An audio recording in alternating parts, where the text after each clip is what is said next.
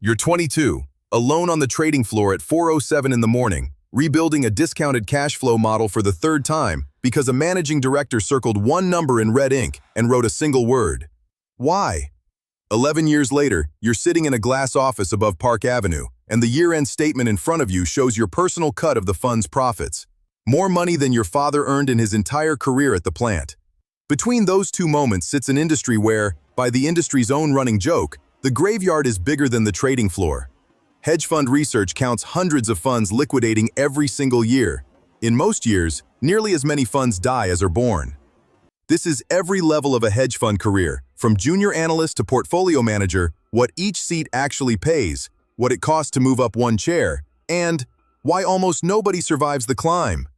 If you like breakdowns of how careers actually progress, the real numbers, not the brochure, like and subscribe so you don't miss the next one. Level 1. Equity Research Intern. You're 19, a sophomore at a state school that Wall Street does not visit. The finance club has one Bloomberg terminal in the library basement, and you learn that the orange and yellow keyboard costs the school about as much as a car. Every single year. You book it in 30-minute slots. You memorize the function codes the way other students memorize the lyrics to their favorite songs. You read 110K a week, then 2. You keep a notebook of companies where the story in the press release doesn't match the numbers in the filing, inventory growing faster than sales, receivables stretching, a footnote about revenue recognition that moved from page 61 to page 84 for no stated reason. Nobody assigned you this. That's the point. Nobody at a hedge fund will ever assign you curiosity. Junior year, you cold email 200 alumni. 6 reply. One of them, an analyst at a long/short fund in Boston, gets on a 15-minute call and gives you the sentence that reorganizes your next decade. Nobody hires you to have opinions. They hire you because your numbers can be trusted at 2 a.m. You write it down. You sit for the CFA Level 1 exam in a convention center with 800 other people. The CFA Institute publishes the pass rates, and in recent years, Level 1 has hovered around 40 to 45%. You pass, most of the room doesn't. The summer before senior year, you take an internship on a regional bank's equity research desk. It pays a few $1,000s a month, and you spend it learning one skill no course taught you: how to update a model at 6 a.m. before the earnings call without a single formula error while your hands are shaking from coffee. You are not in the industry yet. You are in the waiting room. The waiting room is where 90% of this story usually ends. Level 2. Investment Banking Analyst. You're 22. An investment bank hires you into its analyst class.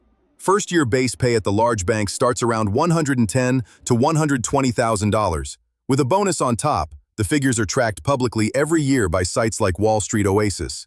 It sounds like a fortune until you divide it by the hours. You work 80-hour weeks, some weeks touch 100.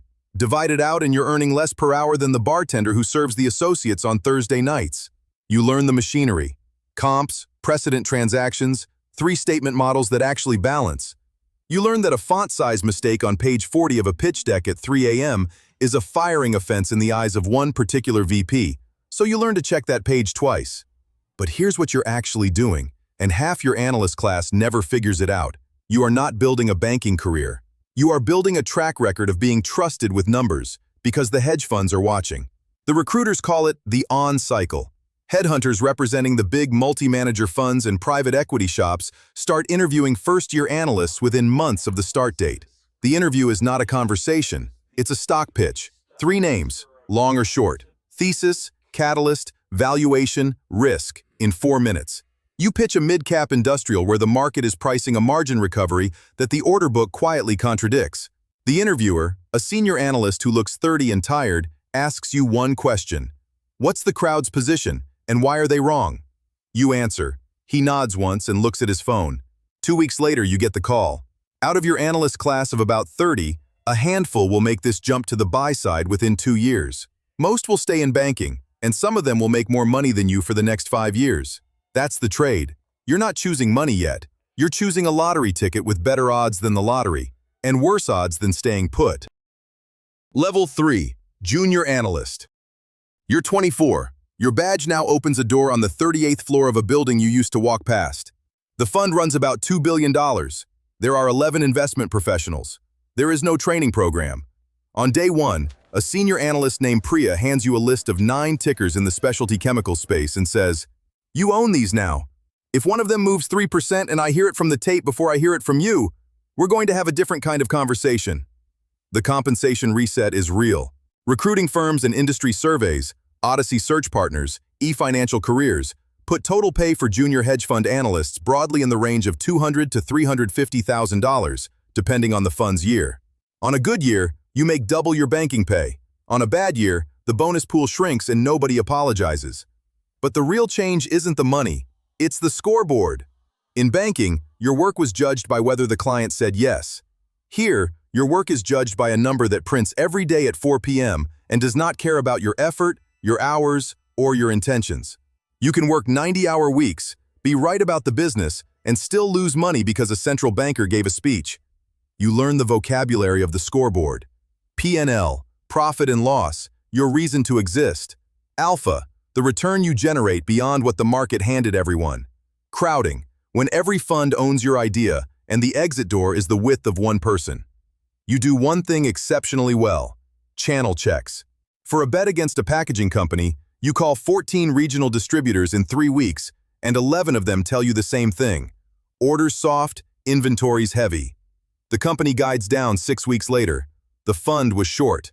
Priya walks past your desk and drops a printout of the position's P&L with one word written on it: yours.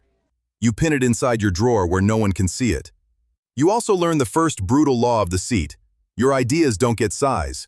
You hand your best work to someone else, they decide how much money rides on it, and if it works, the scoreboard credits the book, not you. At this level, you are an instrument, a well-paid precision instrument. Level 4, Senior Analyst. You're 27. The title changes quietly. The job changes completely. You now carry a sleeve, an informal slice of the portfolio, maybe $50 to $75 million of exposure, where your recommendations effectively become positions. You still don't press the button, but when you're wrong, it's your name in the Monday meeting. The pay curve bends sharply upward here, and this is where the industry separates from almost any other career on earth. Industry compensation surveys put senior analysts at strong funds in the range of $500,000 to over $1 million in a good year, most of it bonus, most of the bonus tied to your sleeve's performance. The number moves like the market, violently.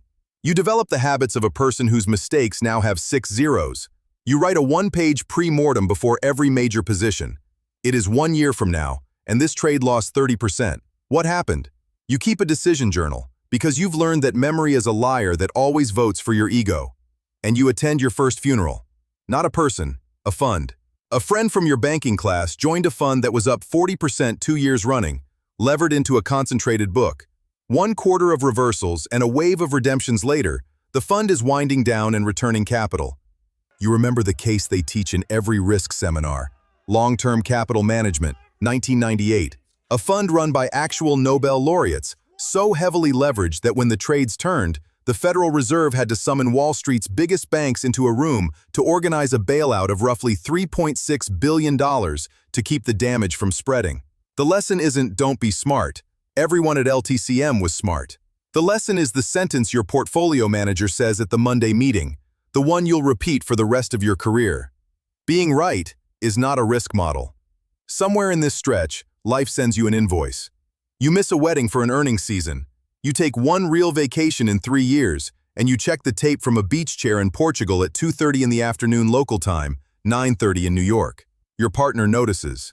You tell yourself the seat is temporary. The seat is never temporary. Level 5, Associate Portfolio Manager. You're 30. A multi-manager platform, the industry calls them pod shops, offers you a seat as an associate portfolio manager. The multi-managers are the industry's factory floors. Dozens or hundreds of small teams, called pods, each running its own book inside one giant fund, each measured daily, each disposable. The model has built major firms that now manage tens of billions of dollars, and it runs on one simple, ruthless piece of arithmetic. Your pod gets capital and a leash.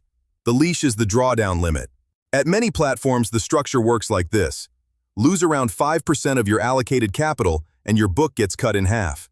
Lose in the high single digits and you're done. Position liquidated, badge collected, a security escort that everyone pretends not to watch. In exchange, the payout is explicit. Pods are typically paid a formula cut of the profits they generate, commonly somewhere between 10 and 20% of the P&L before expenses. No politics, no committee deciding your bonus based on leadership qualities. The scoreboard is the contract. You run 150 million in gross exposure, market neutral, within your sector. You learn the discipline that pod shops enforce with religious intensity. You are not paid to predict the market. You are paid to know your companies better than anyone alive and to strip out everything else. Factor exposure, beta, momentum, hedged away. What remains is supposed to be pure distilled you. Your first year, your book makes $14 million of profit. Your team's cut, at the mid-range of the standard formula, is a bit over $2 million, and after paying your analyst and your data costs, your personal number lands around $1.4 million. You are 31 years old. Your second year, you're down 3.8% in August alone. One position, a short where the company gets acquired at a 40% premium on a Tuesday morning, takes your whole summer's P&L in 11 seconds of pre-market trading. You spend September, one bad week away from the first trigger. You barely sleep, under 5 hours a night, for 2 straight months. By December, you claw your way back to flat. Flat means zero. Zero P&L means zero payout. A year of your life, at the very top of your profession, for a base salary and a wrecked stomach.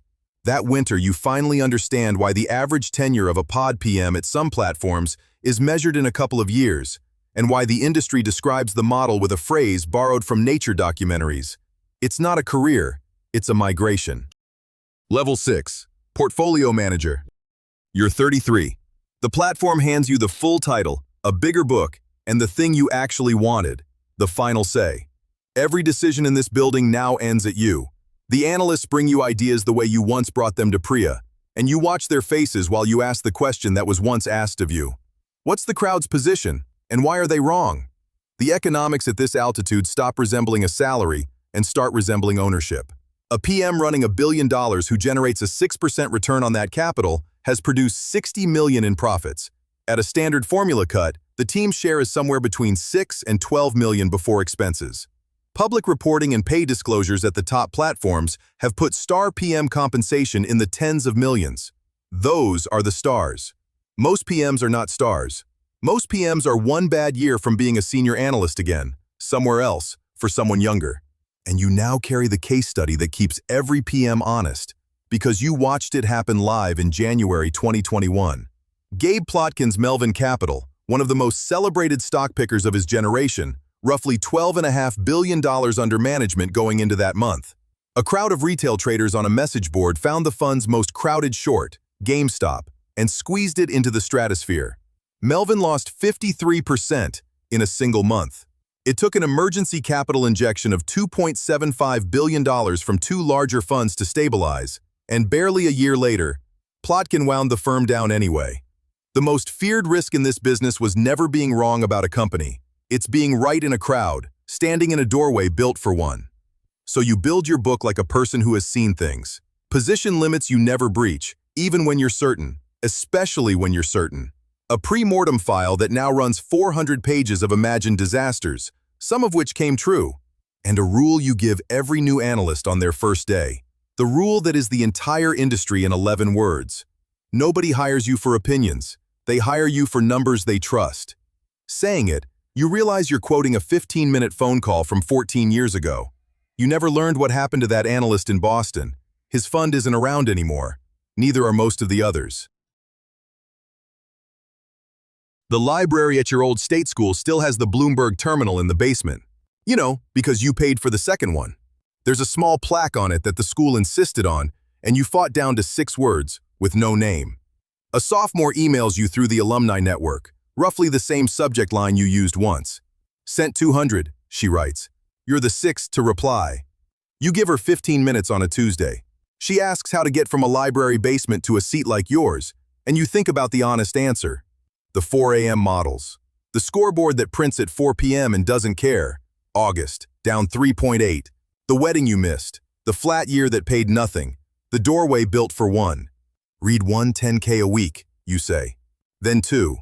Keep a notebook of the companies where the story doesn't match the numbers. She asks if that's really it. The whole secret. You look at the 2 screens on your desk.